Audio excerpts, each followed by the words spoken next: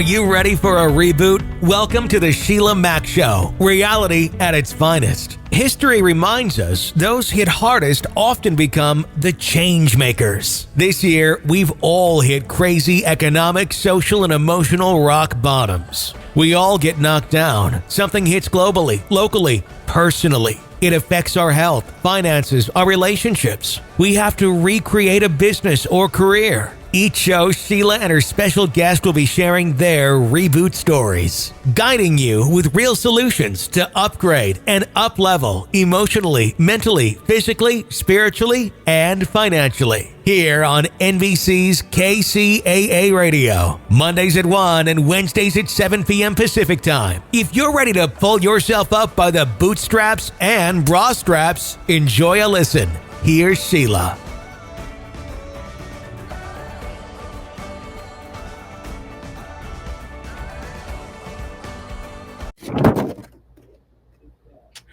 Welcome to the Sheila Mack Show. I'm Sheila Mack, and here we have real people sharing real stories and real solutions to help you reinvent, rebuild, and reboot your life on your terms.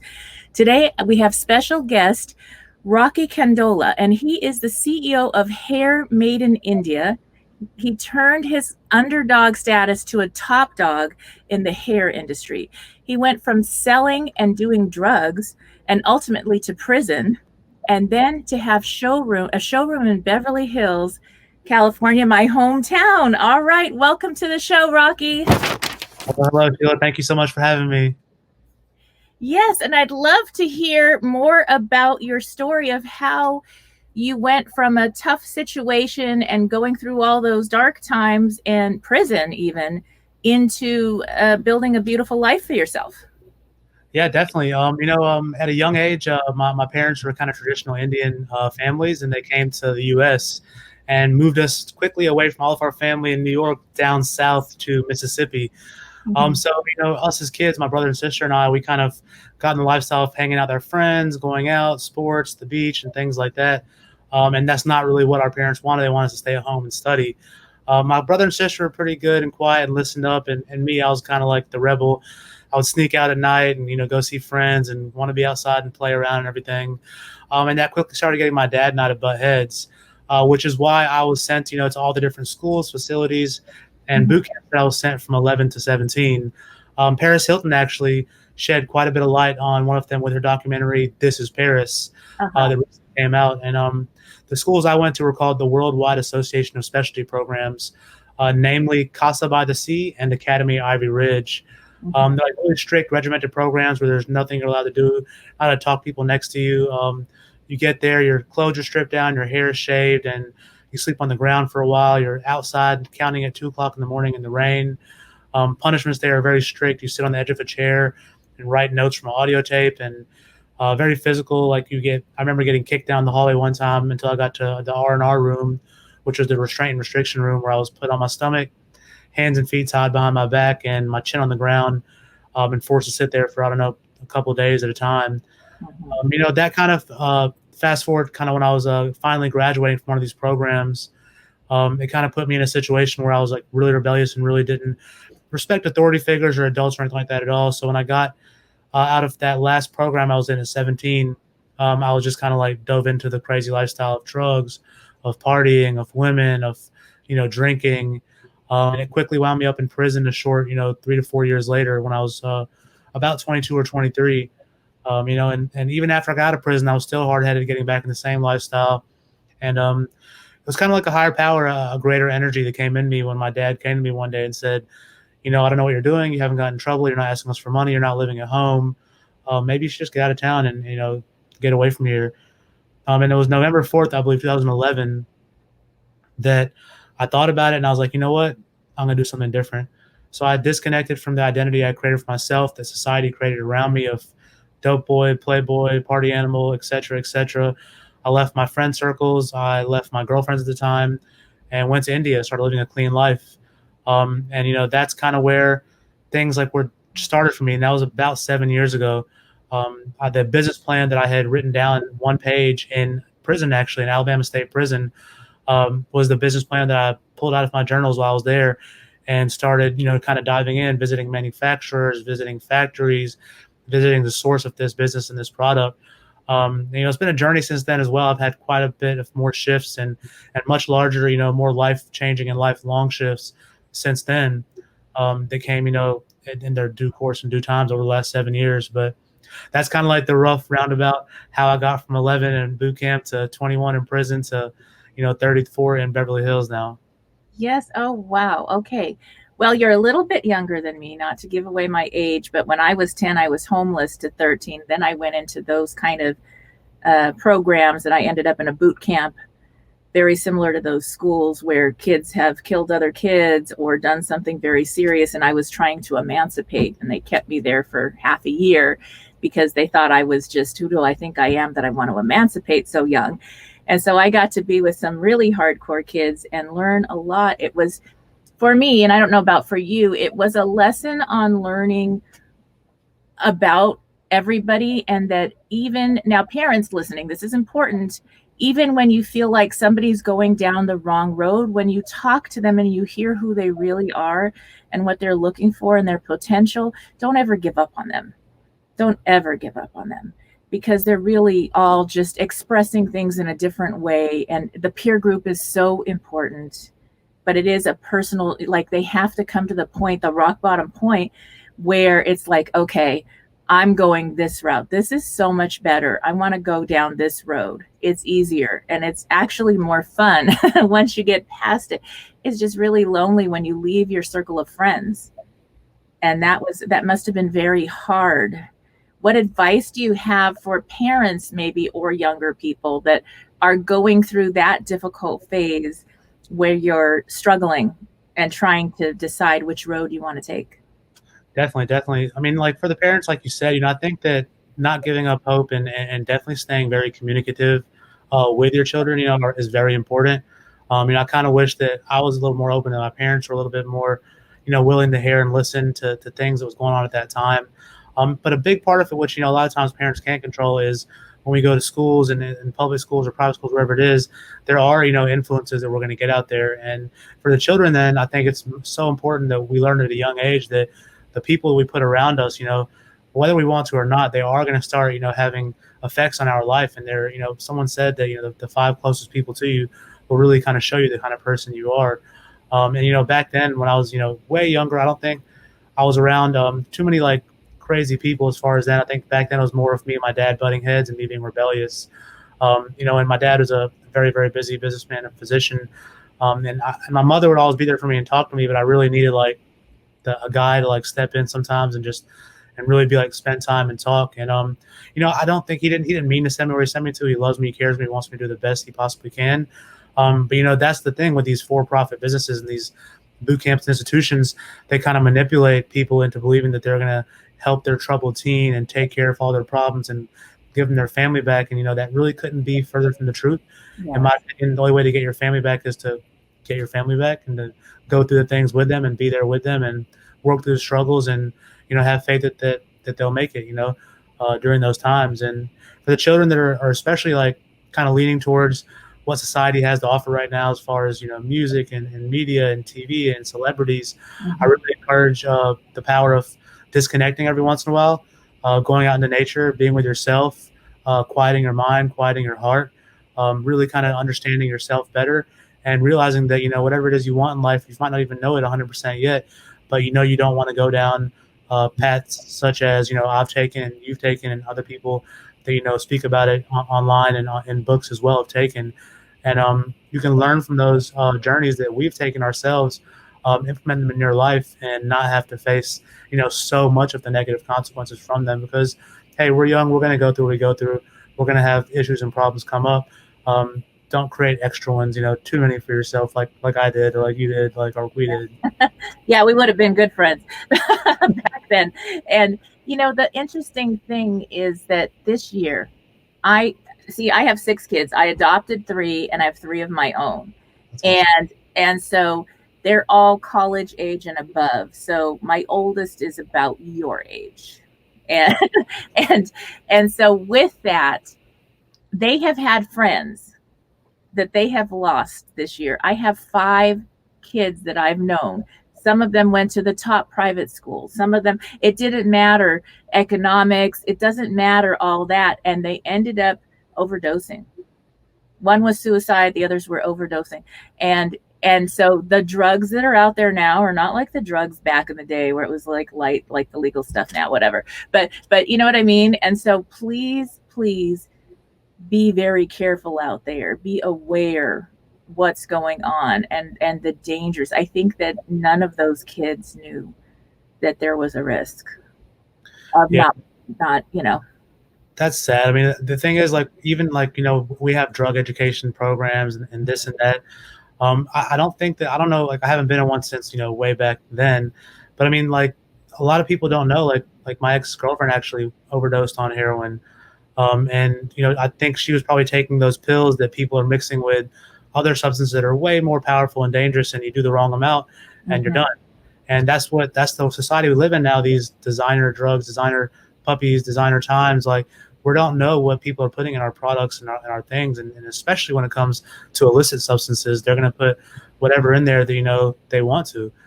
So it's definitely, like, I think like you said, be aware of what's going on, of surroundings, and of people that you put around you. It's super, super important.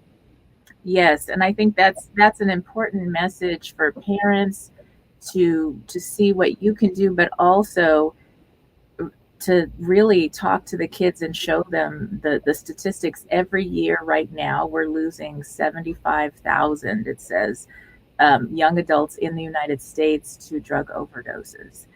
And that's like ridiculous and tragic, and nobody ever signed up for that.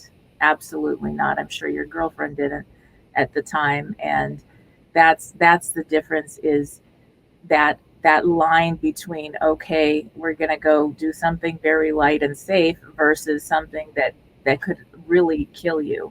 And so it's important to be aware of that for young people listening and for parents listening as well. So you have really, you made the switch. Was there a moment or one thing that was like, okay, I'm done, I'm going to change? So when I left to India the first time, I had kind of made that decision that I'm not going back to selling drugs.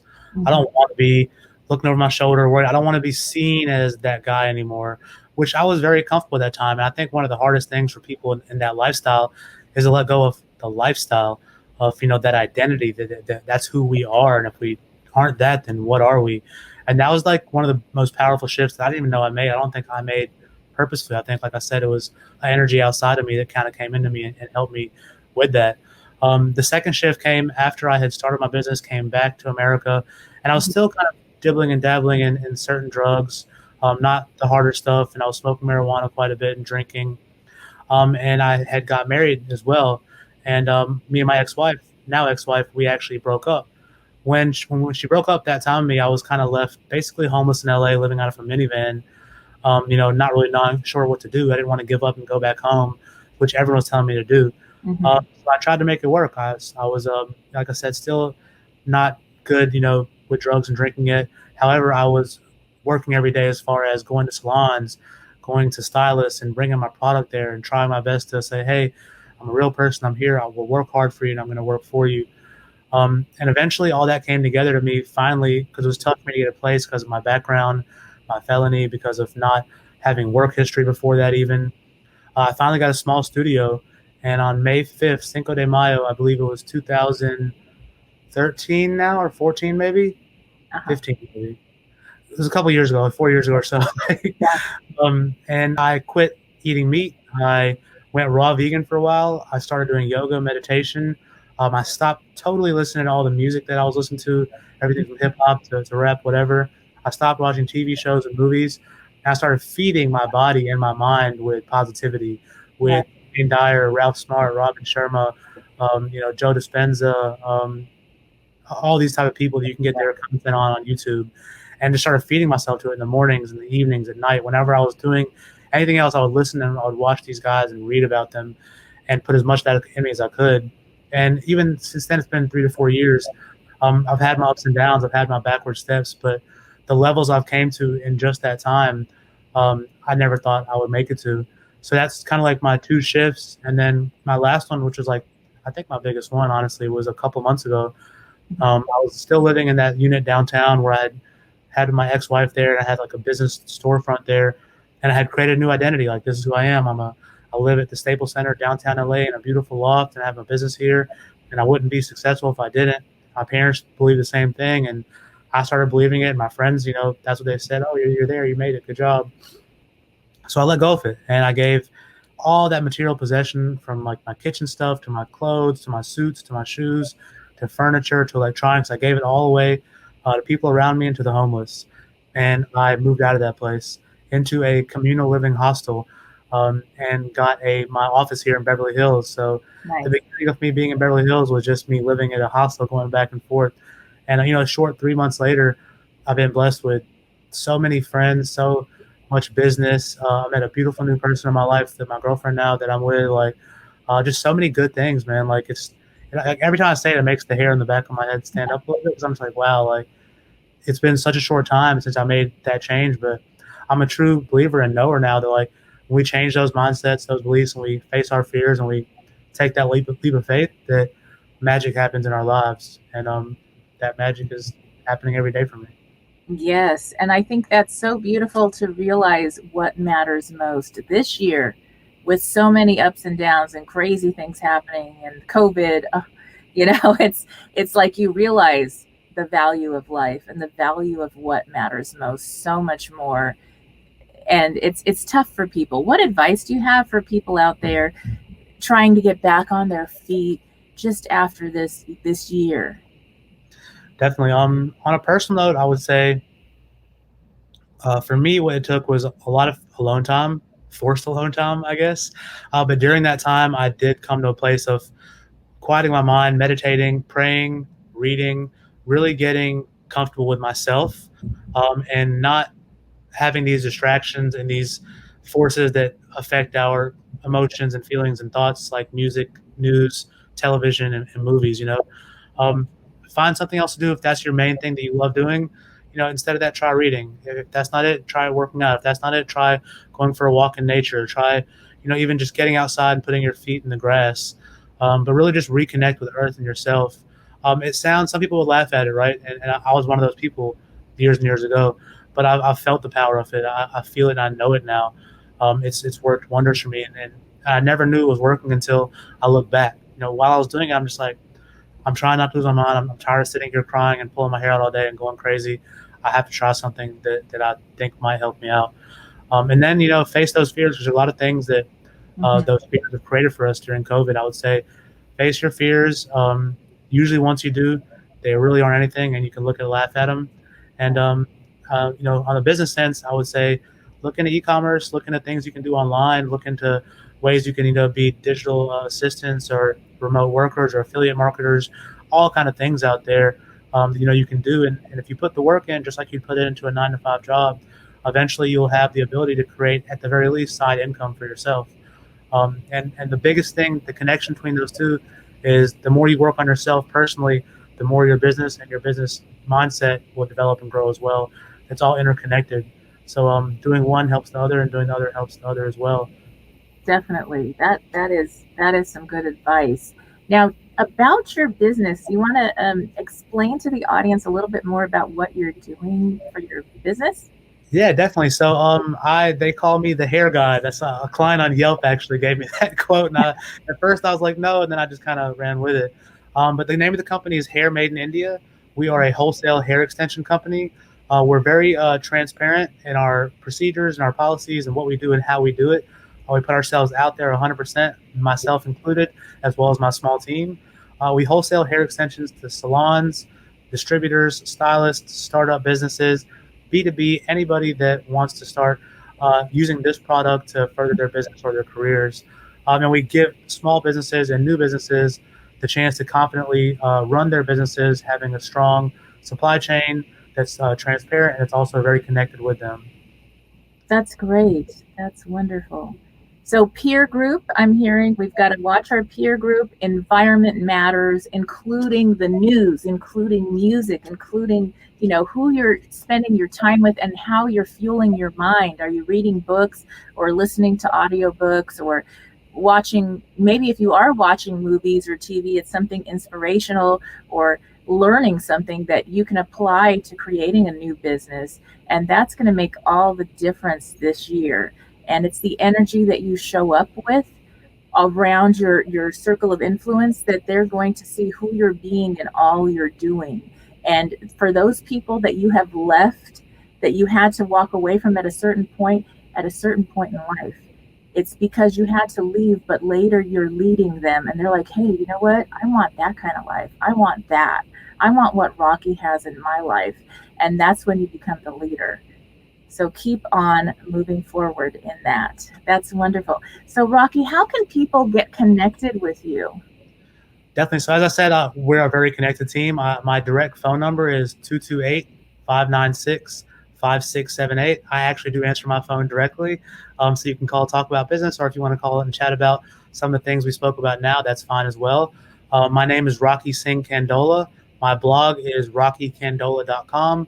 On my blog, there is links to all the current businesses that I own and operate. And then Hair Made in India is just hairmadeinindia.com. I'm on all social media, every network there is possibly out there with both my businesses, and we're very easy to find on Google, on the phones, on email. So a little search and you'll find us very easily, and we'll be here to talk to you. All right. Thank you so much for being a guest on the show, and we will come back after halftime. So thank you again, Rocky. I look forward to talking to you and visiting with you when I am back home in Beverly Hills. Definitely come see me. Thank you so much, Michelle. All right. Thank you. Take care. Bye-bye. Bye. Thank you.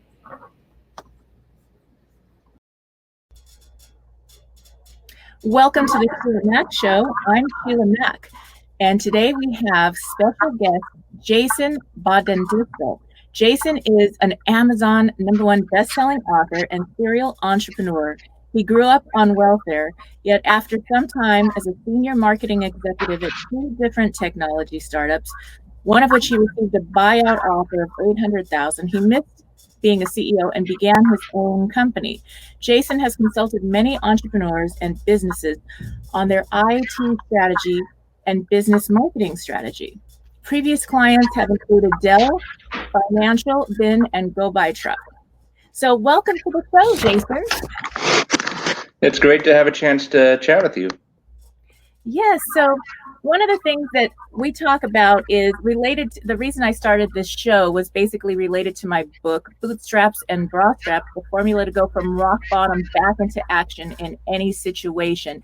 This year, we have had so many situations to deal with. And with that, I wanted to have real people sharing real solutions and their real stories about how they bounced back after dealing with a tough situation in their business or personal life.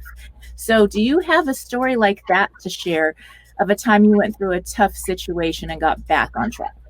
Yeah, actually, on top of everything that you just shared, 4 years ago, I was defrauded by a Nigerian fraud syndicate for over $100,000. I actually lost everything, had to file for bankruptcy and close my current practice. And it definitely took something to pick myself back up, but currently working my way back towards where I was. And it's not the challenges that come to you in life, it's how you deal with them that shapes you. So.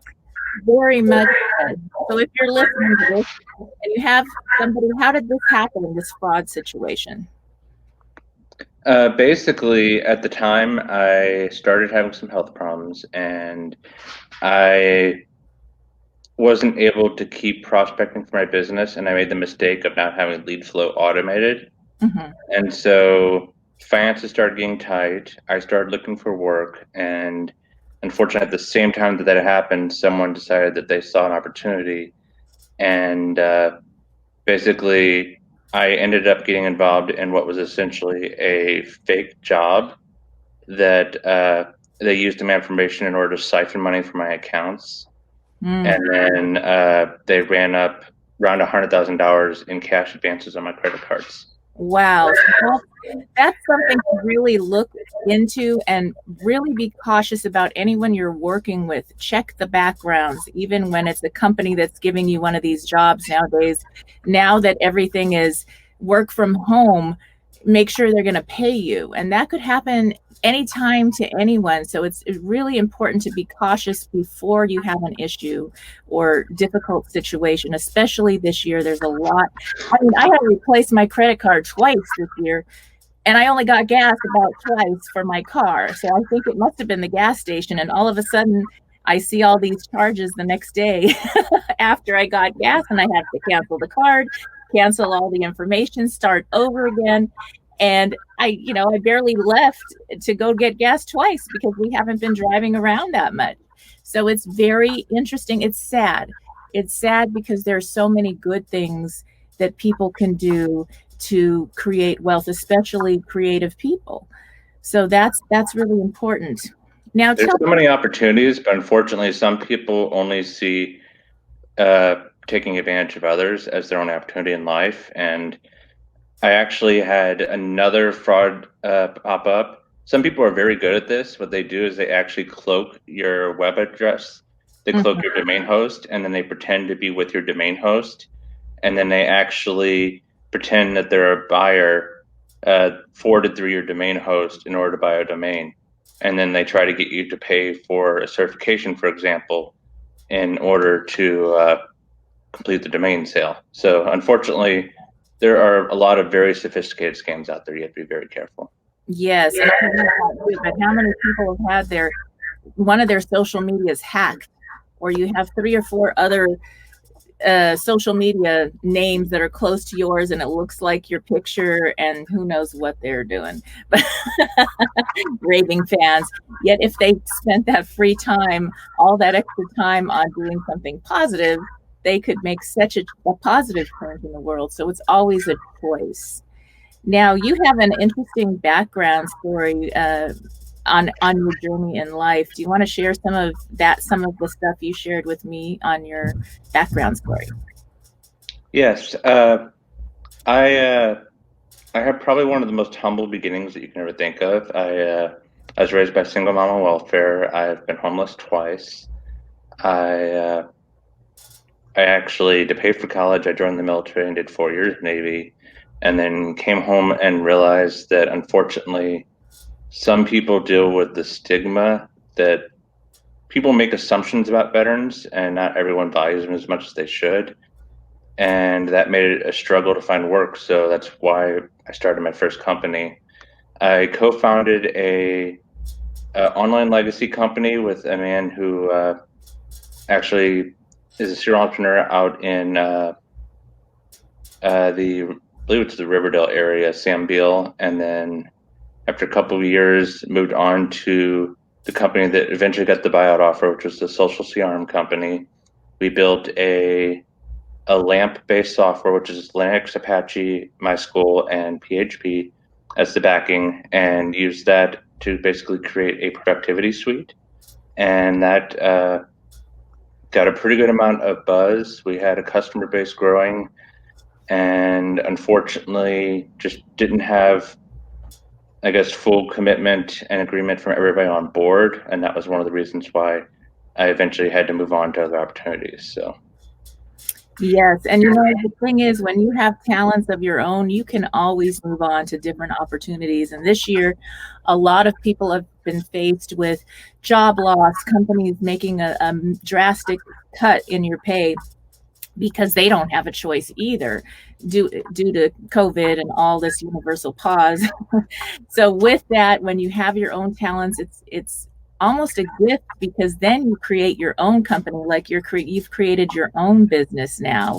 And tell me a little bit about what you do in that business. What I do with REBOOTS is I provide content and marketing strategy solutions for business owners, as well as a separate productivity suite. We actually have some staff that provide IT security solutions as well. I've spent most of the last 12 plus years in both fields, because a lot of small companies, you double dip, you end up having to learn multiple roles. And I, because I'm not 100% neurotypical, because I have a very mild form of autism they used to call Asperger's, I tend to obsess over something until I become an expert at it. And whereas most people would only be an expert in one area, I can be an expert in two or three, and probably not sleep as much as I should, but everybody's wired differently. So Right. Oh my gosh.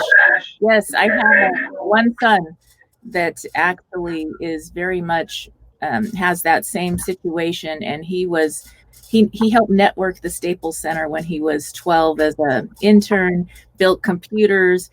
He took his toys apart when he was little, and he's now a chess master and works at a big program and wins tons of money in tournaments.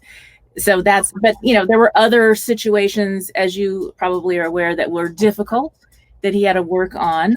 And, yet he is such a genius in many areas. So I think in life, whoever's listening needs to listen. They tune in when the message comes that they need to hear, I believe. And whoever's listening, if you have a setback, if you have something that people say, oh, that's a difficulty, you know what? It's usually your greatest gift once you learn how to access it and do the best you can with it. The next thing you know, you're so much more ahead because you're not worried about other people's opinions. You're doing your gift. You're doing your true, authentic self. And that makes all the difference. I had 6 kids. I raised them all. They're all different. They're all college and above now. And they had totally different interests. 3 were mine, 3 I fostered to adopted. So whatever their interest was, parents, I'm telling you, I just let them run with what they loved, what they cared about, because all of them ended up doing exactly that now that they're in college and above in their life. So, and don't worry if you miss a day of school and you go play, because in the long run, it's not going to matter. And I think a lot of parents this year, Jason, are home. I even have one college student home, actually 2, one part-time, because the dorms closed. And there's something about parents being concerned that maybe we're not doing as much as the schools, or you've got to just work all the time. When you're in love with what you do, you can't stop doing it. You end up over focusing a little bit, but in a good way. You might stay up late and have fun with it. So maybe there's a subject that they're not going to get the highest grade in, but they're true subjects and passion and focus. They're going to get A's, and they're going to be studying it and looking more deeper into the subject matter.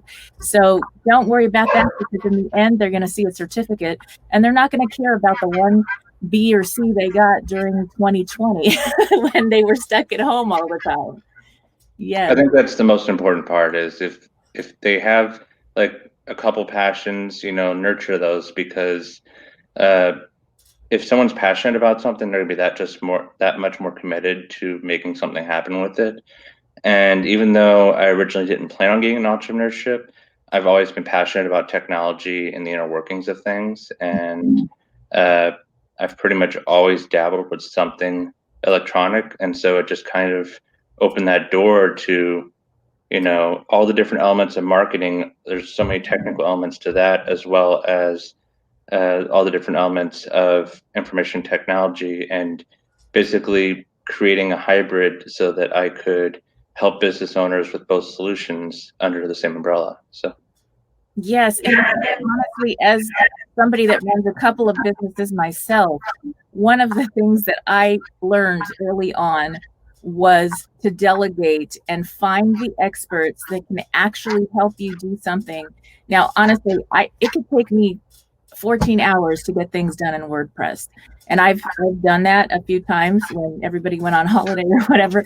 But to have somebody help you with that, when that's not your favorite thing, that is absolutely, I would rather clean my house. Now that's serious. It's not my favorite thing at all. So, as you get better at something, of course, it's easier. But when you're running a business and you have other priorities, if you're able to delegate, give somebody your taxes, they can do your taxes or your monthly bookkeeping.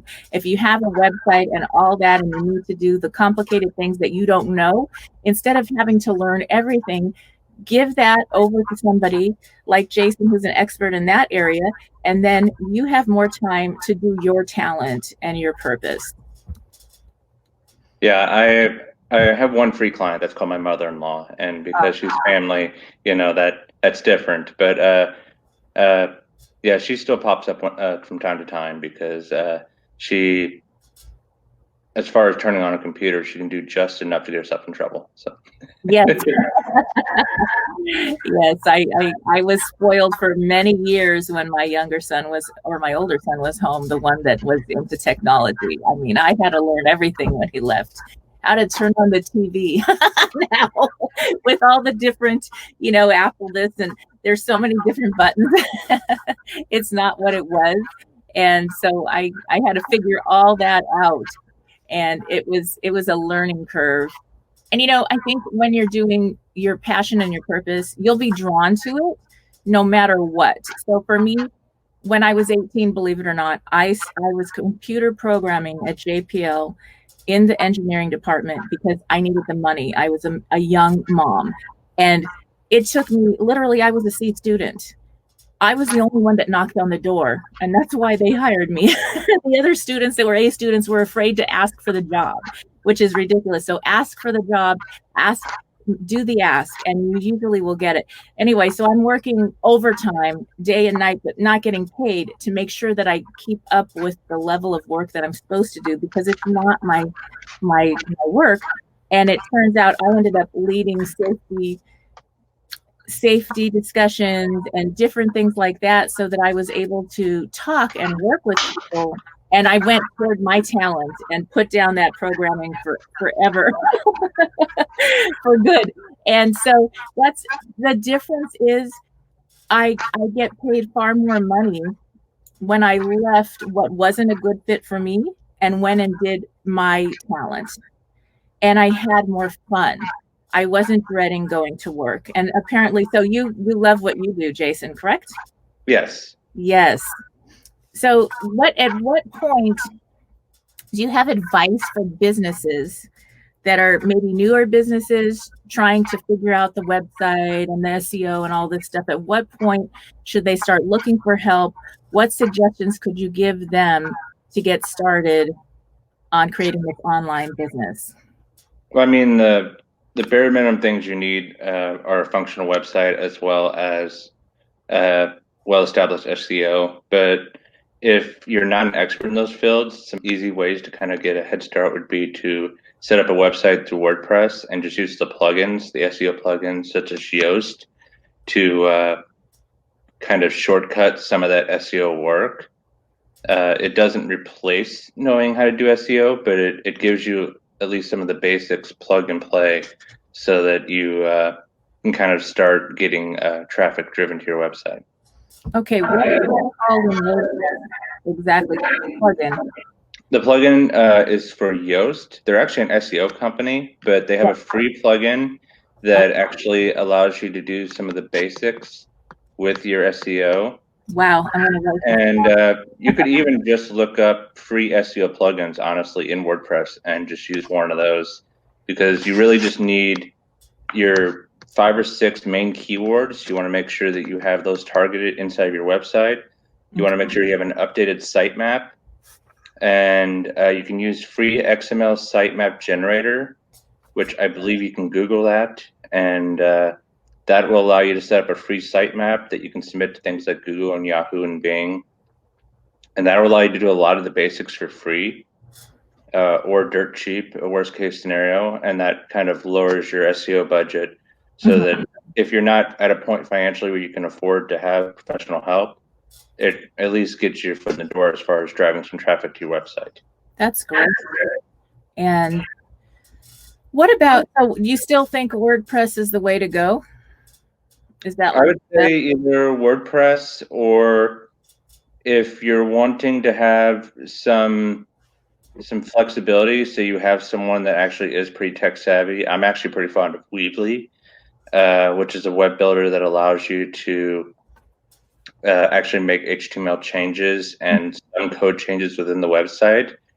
Now, I've had competitors use a site called Wix in the past, and one of the things I dislike about Wix is that it doesn't give you that flexibility to make any changes. It's the raw template, and you can't really change anything within the template. Wow. So you're pretty much stuck with whatever template they give you, which I'm not a fan of. But obviously, if you want to make things a little bit less complicated, it's an option. So that's if you have something really you just want to get people some basic information, but it's not going to be something you're changing often or sales on there. If you're just trying to get a bare bones website up, those are some options that you can start with. Obviously, if you're wanting to do e-commerce or if you're wanting to do something a little bit more advanced, then it's going to depend on what you're looking for. You can do custom software as far as, or you can even set up a shop with someone like Shopify, for example. But it really just depends on what the website is supposed to do and what you're targeting as far as solutions you would look for. That's great. Yeah. So a lot of people are setting up these online e-commerce stores. And I remember back in the day, I had 5 gift stores that were in-person stores. I ended up buying the buildings and shutting down the stores and going to online for a while. And the thing with that was I had to have the merchandise at home or in the garage or rent out space for that. I had to it was a lot of work. And now there's ways you can do drop shipping. You can make money in so many ways online. That's interesting. And if you have something you're passionate about and you're selling that, and your social media is aligned to that product or that information that people are interested in, beauty products or sports cars or whatever it is, then that's a fun way because it's expanding on what you already love and enjoy instead of making it a chore or work. Definitely true. Yes. And like I was touching on with SEO, if you do want to get into more depth, you can go as far as things like your H1, H2 tags. You can actually make adjustments for the keywords within the headers, but the more complicated, the more detailed you get, the more, at least in my opinion, you probably should get to a professional at that point. And because I've actually had to fix a client's website in the past. Someone started doing the work and then basically disappeared on them, and they had absolutely no clue how to set anything up, and so they were just kind of trapped. And I don't like it, but unfortunately, that does happen sometimes. So that happens a lot from my experience and all the coaches and people I work with in that industry that have websites where they pay money and then they don't even get their access to their passwords or anything. They're like, oh, they've got it. And then something happens, and it may not always be malice or bad. It may just be something happened in the programmer's life and who knows, and then they're out all the money and they can't even get into their website. They're very frustrated. And I think it makes it difficult for honest people that are doing a great job because people are kind of gun shy. And so what advice would you have for people looking for help on the internet as far as to do background or research or how to kind of ensure? I mean, obviously keep all your passwords for one. Don't let them have the only passwords. What other advice would you give? I would say some other important things would be to take the time to have a conversation with whoever you're considering working with and make sure that you have that you both clearly see how they can benefit you as well as they get what you need and how they can deliver that solution to you. Because sometimes if you draw that risk of just kind of jumping into a new business relationship without fully understanding, whether that person really is the right fit, then at least in my opinion, I think that can really fall back and backfire and cause some issues later on. So, yeah, I think when you're starting a web page or website, the one thing is you might have a picture in your mind of what you want and you talk to somebody. So the best thing is, I think, to be very, very detailed so that you both can see that same picture that you may have in your mind. The programmer can see that picture too and give you an honest quote and honest information about time, the timeline and what may be needed from them as far as work. What part of the web page is the responsibility of the person buying this and what's the responsibility of the programmer. I think that's one of the lessons I learned because it's been interesting. Like I said, I learned WordPress. I think we talked before the show about this. I had to learn a lot of that and spend hours doing this WordPress stuff that I didn't plan on doing when I paid somebody else to do my website. So I ended up doing hours and hours and hours. But so that's important to know. And so now I found you, Jason. I wish I would have found you first. Yeah, I like making people's lives easier that don't know why the computer glows, but they are glad they can use it. And but it's a lot easier if you have someone who's a little bit too obsessed with the computer, but can kind of make things a little bit, more convenient on you if the computer is not your focal point. So. Yes. So we are coming to the end of our half hour, and I wanted to make sure that people that are looking to start a website or do some online SEO or whatever are able to connect with you. How can they reach you, Jason? Easiest places are going to be on my Facebook page, which is facebook.com/JasonBaudendistel1. Or also you can reach us at www.wibbets.com. That is WIBBETS. And you can literally just do a Google search for Wibbets Incorporated, and our website should pop up as the first result. All right. Thank you. Thank you again for being on the show, and we will see you next time. All right. Bye, everyone. It's a pleasure and an honor. Thank you.